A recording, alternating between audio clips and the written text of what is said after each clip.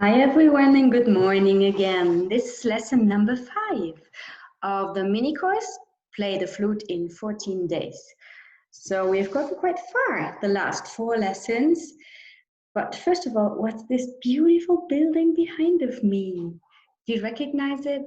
I guess you've seen it in TV because this is the Royal Albert Hall, Concert Hall of London, where usually every summer the BBC proms take place. You can see them in television, of course, every day classical music concerts for 2 months every summer. So this is really great.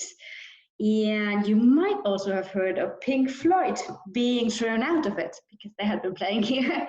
And putting some variations, so to say, to this hall, and that was not really very welcome. So a hall with a history, very long one. Queen Victoria inaugurated it, and it's named after her husband Albert. So what are we going to do today? Yesterday we were talking about breathing. I hope you did your exercises. You know how to inhale very deeply now and expand your lungs, and also how to exhale in a very controlled way.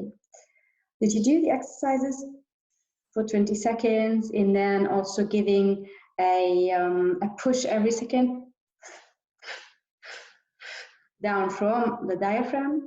If you did this, you will be ready for playing now. Okay, let's see. How do we open the flute case again? Well, you remember, just push the 2 buttons to the side. The 2 buttons you see here, those are pushed to the outside. We open the flute case, and take the 2 upper pieces, head joint, and put it in.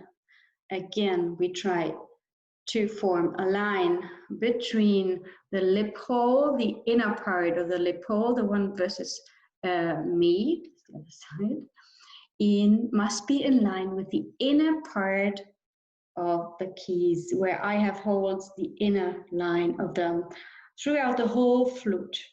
So let's see if this one is in line. It's very far outside. So let's see. This should be okay. Oh, I don't know if you can see it. Well, it's hard to see out in this way, but this is more or less a little bit too much inside. The lower part goes in, as we have seen 2 lessons ago, more or less like this. I do not put this part in the middle of the hole because my pinky is short. So I find it more comfortable having this further in the direction of the inside versus me. We take the flute again. Let's think about where we put our hands. You remember it's like the recorder in front of you or an oboe. Left hand up, right hand down. We start with the right hand. We always push this key, which I told you in the first lesson is the D sharp or E flat key, which is actually closed if you don't push it. So we need it to be open for almost every single note. So the 3 notes we're going to play today, B, A, and G, need this one pushed all the way, okay? So the pinky is there, and then we put the other 3 just on top. Each key has 1 finger. The thumb of the right hand goes more or less below the index or the middle finger, in between. Mine is a little bit further up, just so it feels comfortable. You remember, just a very natural position. If you have your hand very relaxed, you take it up from the bottom, you take it up, and you leave it like this. This is the way it goes on the flute. You see, my thumb is more or less like this. This is not the regular position. It's just very comfortable for me, and it's my natural position. So you need to find out yours. The important thing is that it has more weight versus you to the inside, because with the other hand, you're going to balance from the outside. So more or less with the inside so that it stays stable. Okay, most of the people put it more or less like this. I have a very irregular position, but as long as it works, it's okay. If it hurts, it's not okay. So choose a position that is very comfortable for you. Other hand, this is a little bit more complicated because this is where actually the flute is positioned and supported. This is a finger that also needs to play, so it needs to be supportive to the flute. It stays on top of this bone here, just at the bottom of, at the root of the finger here, and has to be able to move up and down. So to be able to do that, we need to take the flute a little bit from under, so this stays mobile and flexible. If you take it like this, it's more rigid. So try to get this position below the flute, having a support here. And then, where exactly is here? Let's look at this again. Remember, here's a key without a hole beneath. You see the others all have holes. This one doesn't. It's a closed tube. So this is where the index finger goes. It's just opposite of the thumb. And the thumb we're going to use be natural, so we are going to put the thumb on this bigger key here. You see there's a double key. It pushes two keys together, or a single key, which is this one. And we want the single one for starters, okay? The single one further down the flute, bigger.